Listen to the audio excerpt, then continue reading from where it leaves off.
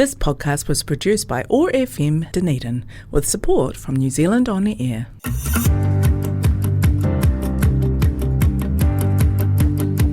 Welcome to What's News Dunedin, brought to you by Hazur Kebab, the radio show that spawned from the 21,000 plus strong local Otipoti Dunedin What's News Dunedin Facebook group. The group that's been put in the social back in the social media since 2020 with respectful adult debate and a sense of humour. I'm your host, Richard Knights. On today's show, we're talking to our wonderful returning guest, Bruce Mahalski, climate activist and admin of the Dunedin News Facebook group, who will be telling us a bit more about themselves and what they do, as well as helping us look back at the posts that have generated the most interactions over the past 7 days on the What's News Dunedin Facebook group.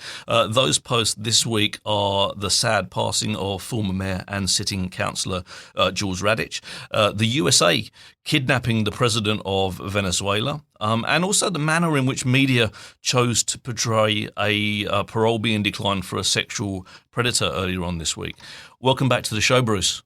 Kia ora, Richard. Welcome to have you. Good to have you. Before we do all the serious stuff, we've obviously got we've got our pun of the week that we have now. We have a Pun Day Monday in the group where people throw their best dad jokes at me, and whoever gets the most laugh reacts gets to bring the joke on the show.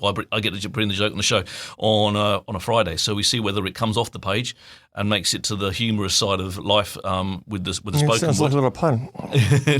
So pun of the week.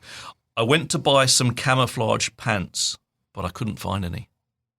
Yeah, this is why it's sort of like anti-humour, isn't it? It's like trying to kill humour. There's nothing wrong with a good pun, Bruce. It's not. It's like some sort of bastard art form. I mean, it's not humour. What is it? I don't know. I don't know. Well, I do enjoy it. It's an English thing. I think it might be. We do love a good dad joke in the UK. So, but anyway, as a returning guest, you don't get the same 3 pop questions that you got last time you were here, because obviously you know the answers to those, or you might have preformed some answers thinking I remember them from last time through. So, first pop question of the week for you is toilet paper. So when you hang your toilet paper on the roll, does the paper hang closest to you or hang closest to the wall? To the wall, obviously. To the wall? Obviously. Why closest to the wall? Surely hanging closest to you would make more sense so you can get hold of it quicker. Yeah, but this is just a no-brainer, isn't it? If it's closer to the wall, it comes off easier. Is that? See, we're at conflict already on this. Yeah, one. Well, particularly because I buy the cheapest, recycled toilet rolls, and they're pretty manky. So, yeah, you have a problem with pulling a bit off if you had it that way around, I think. Well, no, fair enough. Take an extra microsecond. Everyone's got their reasons, Bruce. When you need it, you need it. I definitely agree with that. So that's definitely the case. Now, second pop question of the week for you: who is your favourite Spice Girl? Ginger, of course. Well, Ginger, I'm with you on that the one. The Union Jack skirt, which she designed herself out of a tea towel. Genius. Iconic, eh? So hot as well. It's just, I don't know why, but for everyone remembers that. If they're going to remember anything about the Spice Girls, I guess they remember that dress, don't they? And it was the shortness of the dress as well. I think that probably is. It's a factor. I think it's definitely a factor. Now, third and final pop question of the week for you is: would you rather be in a fight club that meets once a month or a book club that meets every single day? I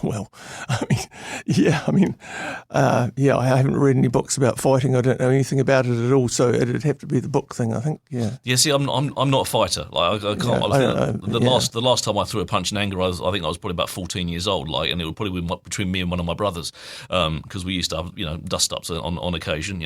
I'm really proud. I've never punched anyone in the face in my whole life, and I never will. I regard violence as a loss of face on the person that perpetrates it. And I'm the same. Like, genuinely. Use your words, mate. Yeah, absolutely. I'm all about my words, and I've got plenty of them. And I've never lost an argument in my adult life, I don't think. But at the same time, I've never had to resort to violence, and I'm glad about that. So I think I'd go book club as well, because I think I just get beaten up a lot at Fight Club. Yeah. I'm always worried about my teeth, No, I definitely I agree, absolutely. So I want to talk now about our news for the week, the 3 posts that have made the most noise over the last 7 days. One of the ones that obviously has hit the news very hard this week is the sad passing of former Mayor Jules Radic. it's horrible when someone dies. Like, genuinely, it's horrible when someone dies. It's horrible when someone dies and you feel like they were, they were fighting fit. They were, they were the picture of like health for their age kind of thing. And Jules was only 70. And of course, then there's the thing for me is then obviously that it turns out that he's had a massive heart attack. And as we get older, it's one of those things that kind of worries me. Is like, you think you're invincible, you think you're all these things. But at that age, I mean, I actually knew he had, anecdotally I'd heard he'd had some health issues. And, I've got high blood pressure. I mean, I'm 62. You get old, your heart starts to give out. So, we're very fragile things, aren't we? And we can be very much so. And I think sometimes we can be a bit too much bravado on that, and kind of, oh no, it's all right. And my dad passed at 72, massive heart problems. Right, he died on the operating table when they were trying to replace 3 valves and do a quadruple bypass, and we had to fight the surgeons to get him to do it because they said he could walk out. We don't want to do it because we'll probably kill him. And we said, well, if he walks out of here, he's dying anyway. But we don't know when that's happening. And we said to them, we need to. And 72 years old is not a lot. 70 is not a lot. I mean, you're saying you're 62. That's 8 years away. And it's I honestly expect to die of a coronary any moment. And my father was a cardiologist, so I know about the fragility of the heart. Yes. Yeah, but it is heartbreaking. I don't mean that in any way, shape, or form as a pun, but it is absolutely devastating for family, for friends, for everyone that's involved. And the funeral is at First Church today. But also Tim as well. And Tim Shadbolt as well, absolutely. Slightly older, but again, it's just. The thing I feel for Jules is that, and feel for his family as well, is that having been in service, to the fact he was still like actively working. Like, my wife said to me, like, I want to retire and have a retirement. I don't want to.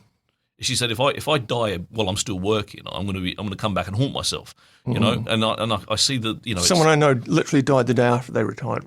And it is rotten. So I just want to send some thoughts and feelings out to anyone that knew. I didn't know Jules, so I can't claim to know the man in any way, shape, or form. But it's there'll be some people out there feeling, pretty sting and pretty hurt and upset and not knowing what to do with their feelings at this moment in time. But my only thing I guess I'd say to people out there is, and it's brought it to me as well, is like, also.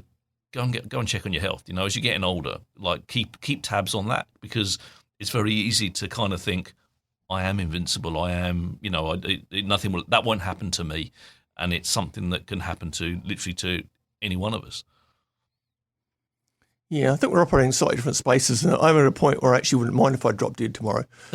I actually think I've shot my bolt, and I'm walking around in a body that's falling apart, and I'd be okay, actually. I think. Yeah, so I've got more to go. I think I've got more to give. I think like genuinely from an outside perspective, I definitely think you've got more to give. But we can talk about that in the second half of the show. But we don't. It's a bit of a downer, isn't it? Yeah. We don't want to lose our Bruce Mahalskis too soon in life. To be completely fair, that's my personal opinion on it, mate. Obviously, and we're friends outside of this radio show. So stick around for a little bit longer. Good idea. Second topic of the week: the USA kidnapping President. I never know how to say his name. I think it's Maduro from Venezuela, and the reaction that has sort of rippled across the world following that. The thing that I've noticed the most in all of that is that the reaction from other countries that should be standing up and saying, "Hang on, what you've done is actually a breach of international law," because it is. Because I don't think Christopher Luxon, if Christopher Luxon decided that he's going to go to Australia tomorrow, kidnap the president of Australia or the Prime Minister of Australia, bring him back to New Zealand under the pretense or even under the genuine belief that they were going to be charged him with crimes in New Zealand, the world would look at that and go, "What are you talking about, mate?" And yet we've got the President of the United States. Well, we all know they have done this sort of thing before, Trinidad, Noriega. It is somewhat the way they roll, but in this case, the fact that the creature in his administration has also, as of about yesterday, resigned from over 150 international organisations. It is clearly America first. This is not just an adventure, like Trinidad was, or, a face-saving, war against Iraq with a WMD nonsense. This is a much more worrying, obviously, with these threats against Greenland and Iran, a new sort of emboldenment of policy that is very worrying, and it is somewhat, as you say, distressing not to see a stronger reaction from our own government, which, of course, I don't even regard them as a government, actually. They're so pathetic, in terms of like what's been happening in Israel and actually standing up and saying what needs to be said. And we're not going to see that, unfortunately. But also in America, it's just like where I know we're not hearing a lot of the news, what's happening, obviously on the streets, but why, aren't there widespread protests? What are the Democrats doing? What is happening? And I'm sure lots of things are happening, but it'd be nice to see some evidence of them in the next few days, wouldn't it? It absolutely would. And the thing, I mean, I've seen a lot of people like Senator Kelly, Bernie Sanders always comes out and kind of speaks as much truth as an American will ever speak in my mind. But one of the, there seems to have been more noise about the shooting of the lady by ICE than which happened in the last couple of days as well. They're trying to deport someone and they've actually shot someone. It's the pull-out of these international organisations and the threats on other countries that worry me more than this one-off incident. But it shows that this is just the beginning of a much bigger plan. And then you hear the Americans standing up and saying, "Hey, it's it should have gone to Congress or Senate or whatever." I get confused with how their political structure lies. Everyone does. Even the Americans, I think, yes. Because but it didn't. So therefore, you can't just unilaterally decide as one. No, it's illegal in every respect of the law as we know it. But where are the allies standing up? That's the bit for me. It's easy for Russia to say, I disagree with it. It's easy for China to say, I disagree with it, because we would expect that from them to say that. That's if they didn't, we'd be wondering. Well, what we would probably go, and actually, it's probably okay then. Well, you know what I think? It's like I've been saying for a while. Because of US's behaviour, there should be a petition, and I think there is one, asking for the US consulate to leave while this character's in power. I've got nothing against the American people. I've got many American friends, but as far as I'm concerned, I've had the UN ambassador at my house, the previous one, and of course I'd welcome the current one. But I at the moment, I would feel better if they reacted to what's happening and made a statement themselves. Obviously, that would mean losing their job, but it's a difficult position because obviously we do want to talk, but at the same time, I think they've just crossed the pale. And as far as I'm concerned, their whole legitimacy as a government, as an organisation, is gone now, hasn't it? Well, I think I agree because what they do is they put themselves up as this protector of people, this the forefront of democracy. Yet their democracy is rubbish. They're more dictator than a democratic process. They are more media control, the media brainwashing, bullies, bullies across everyone, and then because of that, like other nations are frightened to speak. Now, if you're the leader of democracy, you would welcome, in my mind, the UK, France, Germany, whoever, kind of going, "Hey, mate, I think you got that wrong, and I think I'm allowed to say that," but they're too scared. I saw British politicians being, obviously I've got ties back to the UK. I saw British politicians being questioned about, do you support what they've done? And the gymnastics, the verbal gymnastics they used to avoid answering that question made me want to, throw my computer screen out the window, because I'm sitting there saying, like, you can say that it's wrong. Like, you should be able to say that it's wrong and not be frightened that the big bad bully is going to hurt you, but that's what's happening in the world. And you've got this global superpower that's saying they're protecting people and they're illegally kidnapping people. How's that protecting anybody? Yeah, well, I agree. Yeah, absolutely. So, moving on to topic number 3, which is there was an article in ODT this week about someone who is a sexual predator and was declined parole. Now, what was also in that headline of that particular story was the fact that this individual was a refugee. All right. Now, my instant comment with all of this is like, what has their immigration status got to do with the abhorrent act that they have committed, right? And just as I expected, it brought all the xenophobes and racists to the top of the comments on the page, because by the media portraying it as a refugee that's done something rather than just a horrible person that's done something, there is suddenly there's this massive send them home, deport them, and there's like a double standard. The court news does this in other ways as well. If you're a prostitute or a drug addict, those two words will go beside your name, and you're immediately become untrustworthy, labelled. Yeah, for being a sex worker or somebody, like most people I know take some form of drug or another, but it's putting the word addict, on the end of it. Activist is becoming a dirty word as well.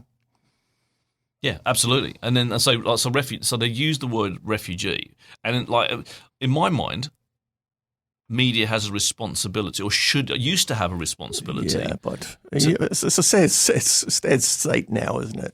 I think that's the point I'm getting to. Is it's got to the point where clicks and hate are more important than facts and like a moral compass or like a social responsibility. Because the billionaires own all the newspapers. And I'm sorry, but yeah, I mean, about the only thing that's worth reading is The Guardian, and when I tell, some of the people who don't like me that got my news from The Guardian, it's like, ha ha ha, The Guardian. It's like, well, yes, The Guardian. Yeah, and I'm a fan of The Guardian too. I read that if I'm reading UK news. As soon as I see the Daily Mail or the Telegraph, I'm kind of like, okay, maybe. And Telegraph used to be reasonably okay, like back when I was a paperboy delivering papers. But like now, it's like very much, it's no different. But The Guardian at least seems to have at least some sort of moral responsibility when it reports its news to look at things through a reasonably fair filter. And I guess that's the thing I'm saying here. We're lucky to have local press, like very lucky to have local press, because it's fallen away all over the world, and it's becoming more conglomerate, but of course it is still run here by millionaires. So we don't want to lose that local press, but I genuinely feel that we need a local press that is actually more socially responsible. No, absolutely. I mean, obviously I've got some small association with the local paper, and when I was young, I used to look forward to reading the paper. I did it every morning.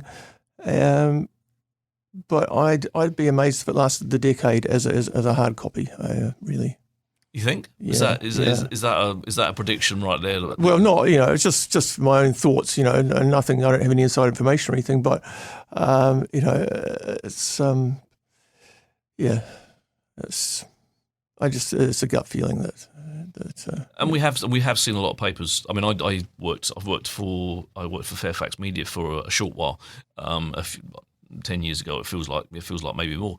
And that those paper readerships were on the decline. They were sort of they were rationalising their physical paper copies that were going out into the world.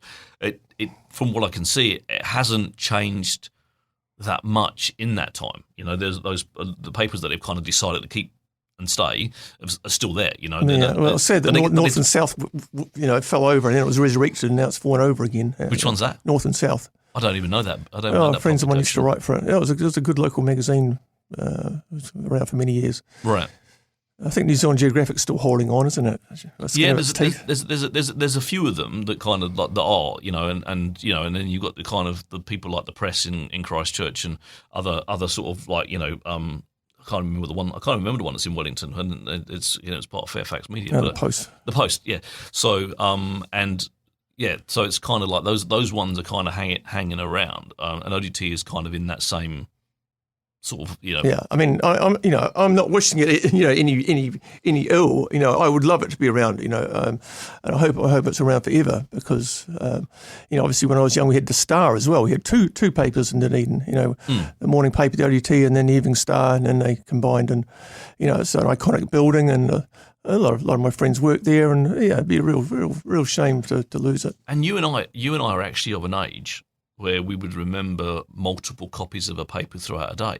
because we didn't have man, I feel old. We didn't have the internet to kind of keep us updated throughout the course of a news cycle. And rather than like, so you could buy a paper in the morning, but you would buy a different paper under the, in the evening on the way. So my dad would buy a paper on the way at work, but he'd buy a different paper on the way home, because actually the news had been updated in between. They were running multiple news cycles and deliveries to the newspaper. Well, particularly in England, obviously. Well, absolutely, and very much so. And so that was only just kind of stopping when I used to be a paper boy. So my first sort of like job in inverted commas was delivering papers, and you did that in the morning, but they just kind of stopped that evening second round of papers, but it was, we actually come from a time when that used to be the way you get, and now you just look at it and it's updated, 11:47, and you kind of get, oh, that's the latest that I'm seeing, whereas before, like there was another copy of a paper that you could go out and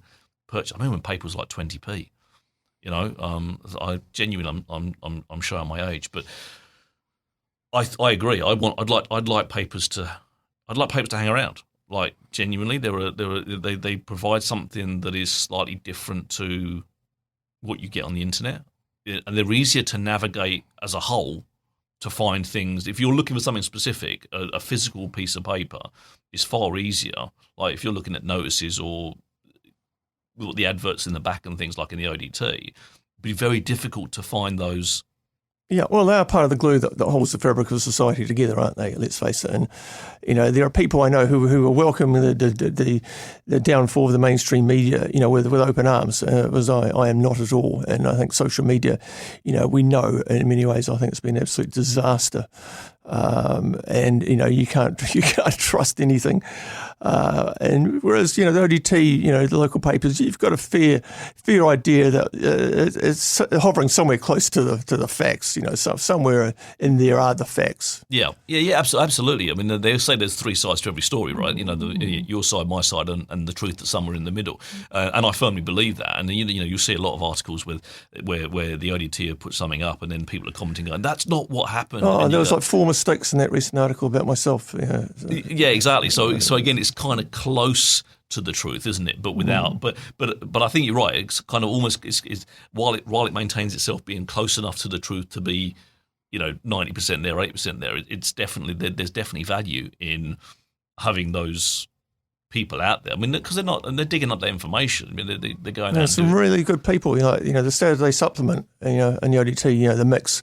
There's some really good in-depth articles in there. Tom McKinley, does a great job on that.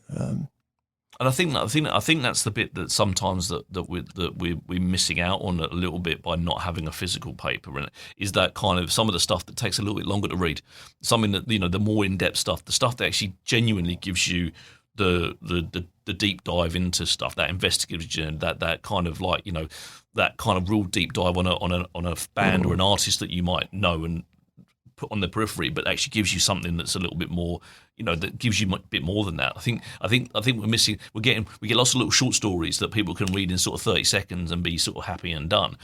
But actually, some of that kind of longer form journalism is the stuff that that actually really, like, if we lost that because we lost papers, would be. Oh, I think we've already lost a lot of it, unfortunately. I think we have. I mean, I'm saying, but some of that stuff's still around, and I think that's the bit that's probably propping up and holding up the rest of it. And if that disappeared, I think we'd lose papers full stop, which is unfortunate. So anyway, that's the 3 weeks, 3 topics of the week covered off for January the 9th. But what I want to do is run a quick advert from our wonderful sponsor, and then we'll get to talking about you, Bruce. Have you checked out Hazur Kebab yet? It's your go-to for a delicious lunch, a tasty dinner, or anything in between. Order online to save time and pick up some delicious, authentic Turkish cuisine in just minutes. HazurKebabCafe.co.nz. Dine in or take away at 906 George Street. Thankfully, they've reopened Hazur Kebab 7th of January, so I'm looking forward to getting my first kebab of 2026 at some point. Are you a kebab fan? I think I probably asked you before. Yeah, I'm absolutely gutted that our kebab place down the road closed the other day. Which one's that? Very, very sad. Cafe. Cafe Nestle. Cafe Nestle. Oh, it's gone. Oh, yeah, and I really like the people that ran it. They did a damn good falafel. Yeah. That used to be one of my favourites as well. And then that changed hands, didn't it? For a little bit, there was a guy and a girl, and then it changed hands, and they were lovely too. Yes. So I'm disappointed to hear that one shut. But running food businesses is clearly not easy. No. I mean, I could see they were struggling. I mean, we used to talk to them. How are you getting on? We were worried they were going to close, and they did. Yeah, so and there's a lot of food establishments in that little part there. You'd have hoped that maybe enough foot traffic would have brought the rest of people together. But that is a shame, because I used to love their kebabs too. Now, returning guests to the show, you obviously been on here before. You have a lot of what would I call feathers in your cap with regards to the things that you're doing. The one thing that's changed significantly since the last time that you were on here is that you are now an admin of the Dunedin News, which is over 100,000 members, 101,000 and something members last time I looked, Facebook group. So how did that come to pass? Well, I've got to be careful what I say about things. But I will say that we're running a photo competition till the end of January. So, well, tell us about that. Start off with. Let's kick Well, I'm going to do it, otherwise I'll forget. So, absolutely. So we're running what we hope will be an annual photo competition, and entries close at the end of January. You can send in any photo of Dunedin, Otago area taken by yourself. If you go on to Dunedin News, if you're not already a member, you can see all the terms and conditions at the top there. And the winners get a really nice night out, $200 voucher to Prohibition Smokehouse or Vault 21. So the winner is, so there's one winner and a runner-up, and the winner can choose which restaurant. And the winner and the runner-up also gets a $100 shop voucher from Tahura Tiger Museum, and a bunch of free, like a year's free visits to the beautiful Science Gallery and the Butterfly House and all the rest of it. If you've got some good photos, please enter. So how did I get into Dunedin News? I was having an ongoing conversation with someone online about a project I was involved in, and the current admin liked the way I carried myself, I guess, and impulsively asked me if I wanted to be a moderator. So I thought about it for a few days and thought about the pros and the cons, and then decided to do that. And now, obviously become an admin as well. So, it wasn't something I expected at all. I didn't ask to do it. I've told you I feel a bit like a unpaid internet toilet cleaner. It's a lot of work. It can be extremely unrewarding at times, very frustrating. But, that has its rewards as well. And perhaps, we can talk about some of the ups and the downs of running a big social media group. Well, obviously, we're both in the same boat with regards to now both admins of large social media groups. Difference being, I set mine up, so it was easy for me to set the rules and the boundaries and the manner in which I expected people to engage. When you've inherited something, and you won't. Hopefully you won't criticise me for saying Dunedin News before it's kind of, the recent admin team that are there was actually quite toxic, nasty. It was the Wild West. A lot of people I talk to go, I would never go near that thing. People had a lot of people had bad experiences on there. Yeah, and that's down to how it was run before. Now I don't want to get too much into that because the past is the past. But what I'm seeing, and I've recently rejoined, obviously once at a point because I was kicked off because I had What's News Dunedin. It was as simple as that, right? And I was seen as competition, which I never was. It's horses for courses, and we've all got our different manners in which we look after our pages, and that's the beauty of being different, right? But when I came back in, I did notice that there was a very noticeable kind of change in the way. There's a muttering from some of the ranks that it's become like What's News Dunedin and Bruce has ruined it and rah rah rah. Just hear it all the time. Actually, I have ruined Dunedin News. I'm sorry to all the people that think I've ruined Dunedin News. Sorry about that.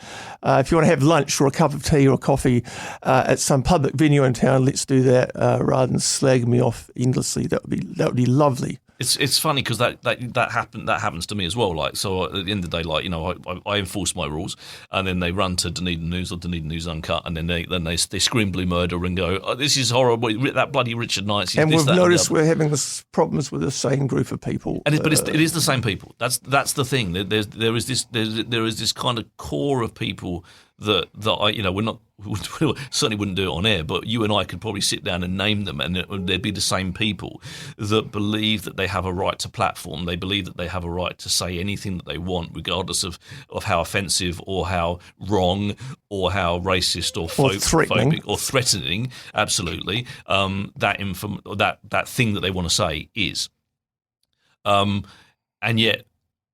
Like, you know, as soon as you kind of question them, they are just the most abhorrent, abusive kind of people. I've had death threats. I've said it on the show before. I'm sure you've probably had.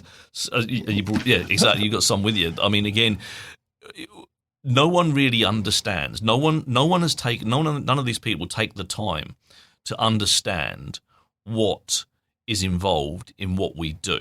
And what we do for free, right? We do this because we feel like I do it because I feel like I've got a sense of this is what I want from my social media experience, and therefore I want to try and emulate that. I want the community on the internet to mirror the community we have in town. And I want people to talk to each other the same way we talk to each other face to face. Is that too much to ask? But it does appear to be for some. And I guess with an opportunity here where the two of us are, we're not cut from the same cloth. You're very much a different person to me, but we have a very similar view on that. And I've said this to you a million times. You're far more polite and lenient with people than I ever could be. And I guess that's why you were invited to be a moderator, because actually you are. People can be insulting you, and you will just respond in a genuinely friendly and lovely manner. Now, the thing is, though, some of them think it's sarcasm. They can't even see it for what it is. No, I can't win. But that's the thing. That's what I was about to say. And you can't win because apparently because your politeness then makes you an abhorrent individual. And it's just like, the same with What's News Dunedin. I look at it and go, I'm asking people to be kind, I'm asking people to be respectful, and I'm asking people to be factual. Yeah. How can you hate me for that? But people do. Yeah, no, there's a lot of people out there who don't like me for various reasons. Obviously, the activism is part of it, but now, oh God, he's been on Dunedin News. And it's, they get this assumption from some of them that I'm kicking people off left and right. In point of fact, I've only suspended or removed 4 people in the 6 months I've been on. I do not like doing it, and it's done in concert with 6 other people. We talk about it. It's not just a random decision on my part. But generally, up until I'm still thinking about it, but up until yesterday, my policy was if people were slagging me off, I would not moderate that myself. I would let other people do it. But I'm starting to get slightly over people, as I've said to you, it's like someone writing a letter to the editor of the OUT abusing them, expecting it to be published. Why do I need to put up with this? And it's got to a point, where it's some pretty threatening people out there. And so, I don't know about you, but I've got 5 cameras. I've got bars on my windows. It's not a fun gig. So no, exactly. And I've got security cameras, the same thing, and I've had genuine threat where it's gone to the police and I've said to them, like, I don't know whether this person is just sounding off or whether that is a genuine threat, but I'm fearful enough to kind of go, look, if this comes anywhere near my family, this is not acceptable, and even if it comes near me, it's not acceptable. But there's always the collateral damage. So it's very sad we had to start talking about the negatives straight away of the Dunedin News. I mean, it does say something about it because there is lots of positive aspects to it. That's it, and that's why I'm there, because it does reflect our community, and I would like it to reflect it in a good way, and hence try and organise things like the photo competition and get some fun stuff happening. And just not have it be a toxic swamp. No, exactly, and let's look at it. Let's look at it in the positive. It's 100,000 people, right? So it's nearly and clearly a lot of those people don't live in Dunedin, right? Because that's the same with my group. There's quite a number of people that don't live in Dunedin, but I mean the population of Dunedin is only 130,000, right? So this is a good, strong proportion of people that have an interest in Dunedin, right? So there's the opportunity there for it to be a wonderful space for contact and for sharing of information and sharing of news and the sharing of community events and all those kind of bits and pieces, which a lot of that happens in your group and in my group.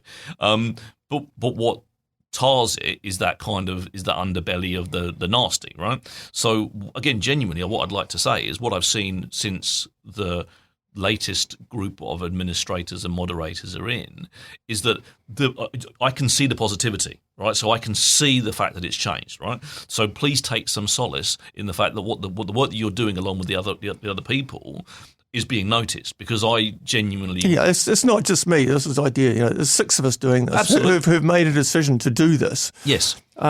Because we know that it wasn't in a good place. I ask myself every day, why am I still doing this? The amount of work it is, for the amount of hatred I get. And it does affect me. It's affected me quite a bit at the moment. And I don't want to have this. But at the same time, I feel if I walk away... they have won. Yeah. And if people like us abandon social media, God, I've thought about it so many times, it's so toxic that we just leave it to them. We leave it to them. And so I know, they tell me all the time in my fan club that I'm not accomplishing anything. I'm not achieving anything, never will. But I see myself and yourself and the other majority of good people out there. We are like the buffers against, the people that are pouring acid onto the glue that's holding society together. We are some form of acid buffer that is having an ongoing reaction. It's hard to quantify and we'll never be able to quantify it. But I think you're right. Is that I see the positive comment that I get, like as on top of the negative comment that I get, is what keeps me doing it, right? And there is definitely a requirement. There's a want. There's a want and a need for social media to be more social, right? Because the people I'm talking to that are in that space are praising the good work that's done, right? So that's why I want to praise the good work that's being done in Dunedin. Well, thank you. We appreciate it. Because go back a year and a half ago, like we guys, these groups didn't talk, right? So, but like Dunedin News Uncut, Dunedin News, What's News Dunedin, we actually now converse amongst ourselves. And Port Chalmers group, I talk to those guys. Yeah, exactly. And I talk to other ones outside. But again, we've gone from a stage where actually we deemed each other, and I never did, but other groups deemed each other as competition, to a place where actually, we're coming together and we're reasonably friendly in behind the scenes. So if something goes off on Dunedin News Uncut that is detrimental to me or What's News Dunedin, I can speak to those admins, and if they see make the argument, it's not just a case of me going, take that off, and they do it. If I make the argument that actually that's a damaging remark or whatever, they'll go, actually, we'll deal with that. And the same vice versa. And you and I, again, have those same conversations. If we see stuff that we don't like and we feel are detrimental to our communities, then we can have that conversation. 2 years ago, this didn't happen. So again, what I'm saying is that between us and our administration of our groups, we're doing better work. I have spent a lot of my life trying to bring groups together in all sorts of different ways. It's just something I guess I inherited from my father, is I try and be impartial myself and not join groups, but I try and be a person who tries to bring groups together.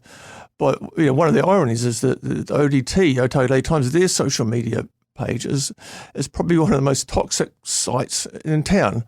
And I just do not understand why. I mean, I presume someone is probably paid to do their social media, that it's completely unregulated. I get abused on there on the day. In fact, I've even got a graph here of abuse around one story. It's. Well,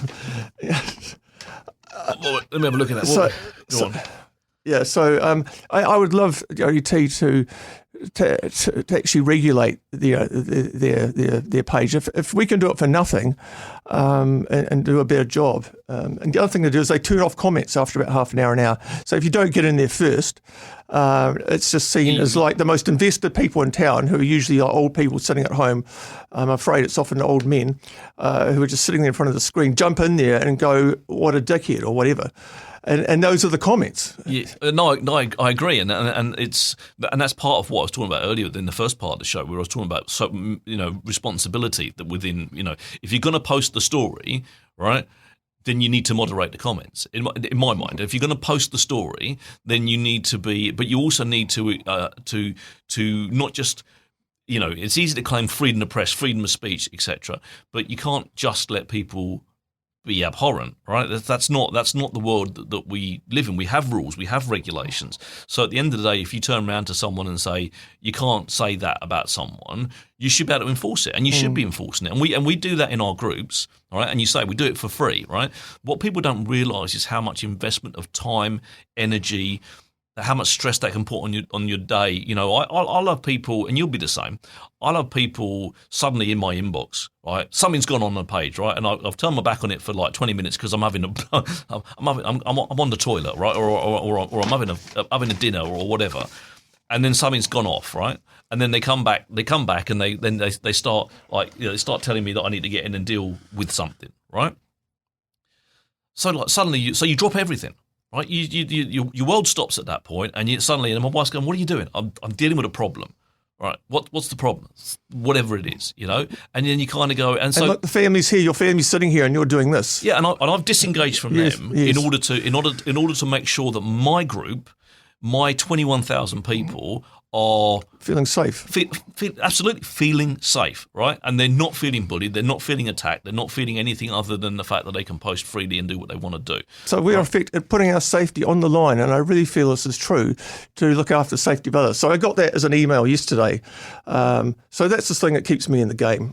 All right, so I'm gonna, can I read this out with your permission? Yeah, as long as no names.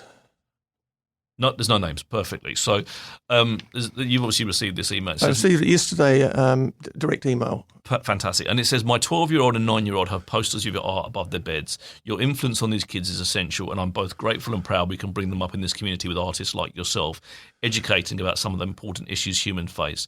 So I want to say thank you for doing what you do, right? Those are the comments, and I get them not about being an artist, because I'm absolutely rubbish when it comes to I struggle to draw a breath, let alone a stick man, right? I get similar comments from other people saying thank you for what you do, right? And that is, you're right, that's what drives us, right? So I would ask anyone that listens, anyone that even has before they hit their keyboard, these are people that don't run a social media group. These are people that have benefit of platform that we've created and that we moderate. These are people that have given no consideration to the power of their words and the effect and the harm that they can cause. And is this person going to be a threat, Yeah, absolutely. And the fact of the matter is, if they were in our position, if they swapped roles with us for a day, I tell you what, I can almost guarantee they'd run away from the job of adminning a Facebook group in a heartbeat, because it would be too much for them. That's why I always want to meet people when they've got a beef with me. It's like, I can't explain who I am. You don't know me. You've built up this idea I'm this bogeyman in your head. You don't know me. We've never met. You've got these ideas about me because of some things you've read. So I always say, and I'm deadly serious, let's have a cup of tea, a cup of coffee someplace. I'll buy you lunch. I really want to sit down and talk. If you've got a problem with me, let's talk about it. And I've done this many times, and it's always worked out well. Some of those people are now my friends, and I really encourage anyone that is listening that doesn't like me, come on, let's send me a message, and let's get together and have a cup of tea or a coffee and a nice chat. Absolutely, and it's amazing when I see you offer that to people, how quickly they run away from that opportunity.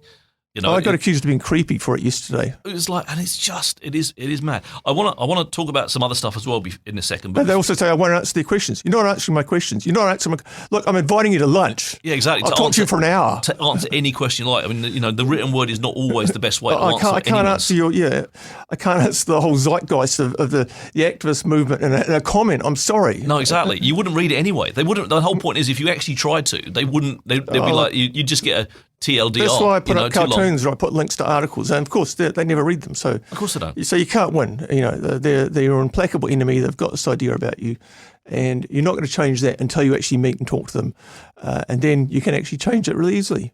Agreed. I want to talk to you. I've got a couple of questions for you in a second, but before we do, we're going to get another word from our sponsor. Have you checked out Hazur Kebab yet? It's your go-to for a delicious lunch, a tasty dinner, or anything in between. Order online to save time and pick up some delicious, authentic Turkish cuisine in just minutes. HazurKebabCafe.co.nz. Dine in or take away at 906 George Street. Just before people are wondering, I've gone quiet. I'm just reading another email that Bruce has brought in, but I'm not going to be reading that one out. Oh, that's actually three emails. Three emails, but there's just too many. There's too many expletives in most of them. But it's just synonymous with some of the stuff that we have to deal with, and it's not acceptable. It just leads back to what I've always said, that there's nothing social about social media. I want to talk to you. We got like 10 minutes left, but so I don't want it all to be about social media. I think you're doing a fantastic job. Thank you. Yeah, I love the fact that we've back now. At you, it's a bromance. You know, absolutely. I'm quite happy to take the bromance, but what I'm saying is I am genuinely encouraged by the work that the admin team in Dunedin News are doing, and you know me, and you know that I've full credit to Ken, who's the other admin and the team. I'm sorry, I don't know all their names, but obviously Lauren, Lisa, Annalise, the three main people at the moment. I think Lisa, you got Lisa, Amelia. Lisa, I said Lisa, Amelia. Yeah. I'm terrible with names. That's all right. That's cool. But genuinely, with the outside world is noticing, right? And I've always been a critic of the toxicity of that page, right? So that's why I set my page up, right? I know, so for me to be sitting here saying that I think you're doing a good job, I think from our group's point of view, I think we've all turned a corner, and I think that, and I genuinely think that's wonderful. I do want to talk to you about your activism, because again, it's one of the things that brought us together as friends. But I loved the story in the paper this week about you presenting a hand drawn $50. Like $50 bill, in order to pay, for them to sell to pay your levy. Obviously, the people that we're talking about on social media that got nasty about that as well. But I think it's a wonderful thing that you're doing, in the sense that it continues to bring attention to the struggles that we're facing from a climate emergency point of view, and the other side of it is that, again, it's just another one of those things, those thankless tasks that you're doing. You're obviously a glutton for punishment, very much like myself, mate, of making sure that people that it stays front of mind. All right, tell me about it. Well, how did you even think of doing something like what? Your brain works in a different way to me, because it wouldn't even cross my mind to kind of go, tell you what I can do. I can keep this in the news, and I can do this way, and make sure people are and make more of it than a small piece in the court press. Well, I mean, yeah. So people think I'm some just sort of random idiot who gets arrested. Someone accused me of getting arrested all the time the other day. Well, in point of fact, I've been arrested twice in the last 30 years. So, when I get arrested, there's often a whole stream of events in the last one, I planned the whole thing myself, obviously, that I want to happen. So I'm getting arrested because I want to advance a storyline in the media that I hope will be an ongoing storyline. And I am pretty calculating about it. And so, I wanted the airport to arrest me that day. It was in my advantage for them to do so. I didn't expect they would, actually, because we went to Christchurch Airport, 10 of us with these T-shirts, so it was no problem. But I think it was actually down to one individual who decided to arrest me. I'd worn this T-shirt or this little sign many other places, and will continue to do so. Again, it is a climate emergency. But to be honest, the idea of drawing the note came from a guy called Boggs, who was an American guy who used to draw money. And then he would go into a place like a restaurant and say, I've got this drawing of a $50 note, will you swap me dinner for it? And at first people would go, well, you're mad, get out of here. But as he got more well-known, and they were good drawings too, he was only draw one side, just on a bit of paper. So he wasn't presenting it as real money. No. But as he got more well-known, his assistants would go in and try and buy the note back for real money. And then what would be the artwork was the banknote which they bought back and the receipt of the transaction. So it was a sort of transactional sort of concept artwork. And I'm very interested in value constructs. So his art always appealed to me. The British were mad enough to charge him with forgery, which made him famous. Of course, they lost because his notes were no way represented to be real tenure, and my drawing of a $50 note with Shane Jones on it instead of what's the guy's name? The Apurana Nata, I think, on the 50. Oh, don't ask me. I can't remember the last time I had a 50 and on that. Would have a vulture instead of a kōkako. It was satirising the government's basically failure to engage with the climate emergency, and satirising the whole thing of being arrested, for holding a tiny sign, A3 sign at the airport saying it's climate emergency, and then going back with a T-shirt saying the same thing. I just can't believe that we're in this position at this time, in world history, where 2018, 2019, there was progress. The government declared climate emergency, the council declared climate emergency. Paris, 200 countries signed up to halve emissions by 2035. Progress, and now what have we got? We're nothing. And it's almost like wearing this climate emergency T-shirt, which I'm wearing around now, town. It feels punk, and I am an old punk, and I still feel like. And people say this to me. You haven't really lost that whole punk ethos, have you? And it's like, no, I haven't. And so that's why I am, I guess, pretty stroppy and prepared to put myself out there, because I did used to play in quite confrontational bands up until quite recently, actually. In fact, I'm still in a band, though we haven't played for a while. So I guess as an artist too, I feel artists have a strong sense of social responsibility, not just to produce pretty pictures, but to actually, critique society and be like sort of social commentators. And if you're not doing that, particularly at this time in world history when it's all turning to custard, I'm afraid I think you should be turning at least some of your energies towards trying to commentate, and move society in that community way that we were talking about before. And I 100% agree. I mean, I spend my whole time trying to. I'm not an artist. I don't think I am. But then people say that I'm creative with the words that I use. Maybe that's my artistic. So no, guys, I did not expect the court would take the $50 note. I'm not stupid. No. And so obviously I had a friend there waiting to buy it, and it's now up on Trade Me, drawn $50 note. And last I looked, was about $430 on it. Half the proceeds are going to victims of violent crime, and half of it's going to Climate Liberation Aotearoa. So I hope people are happy with that. Well, and it shows the value of art, but it also shows the fact that that there is that could have been a transactional. They could the court could have taken that and actually made $400, right? So it's not. What you're doing has value. What you were presenting has value.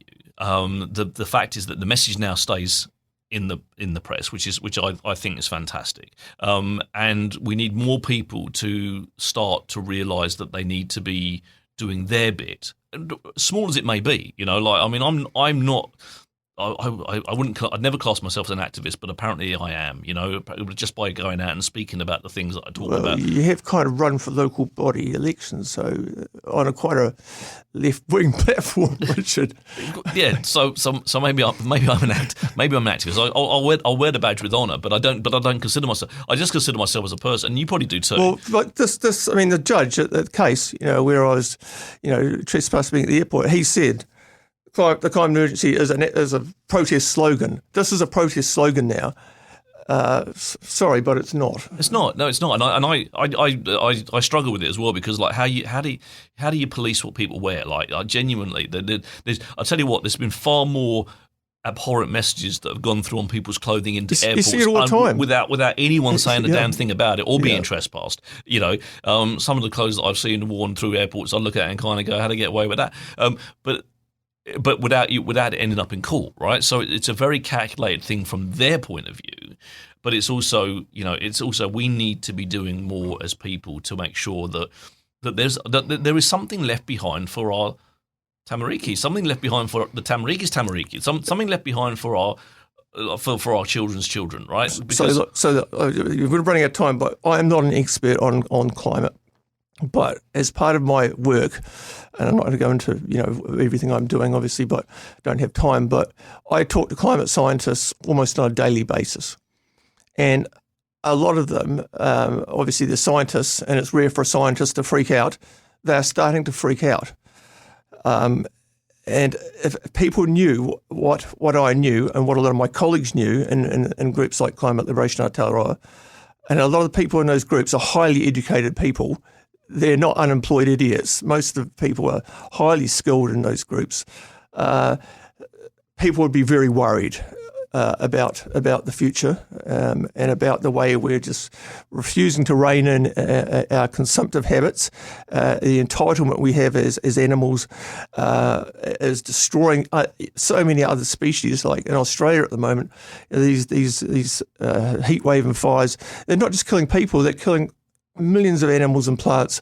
And as someone who loves nature, that's what guts me, and I have to do something about it. I have to say something, otherwise I just can't. I feel like I'm complicit every time I'm not saying something. And that's where we've got to end it, Bruce, and I think it's the perfect place to end it. Thank you very much for coming on the show. Just sit there while I round it out, mate, and welcome back on any time until you like. And again, congratulations with what's going on with Dunedin News.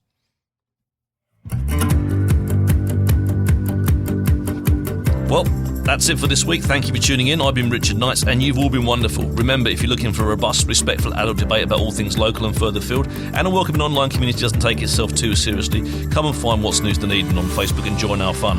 On next week's show, we're talking to Christopher John Ford from Disabled Persons Assembly. I look forward to seeing you next Friday at 12 on OAR FM. And if you want to listen to the show again or simply share it with your friends, you can find the podcast at oar.org.nz or even on Spotify, YouTube, or your favourite podcast provider.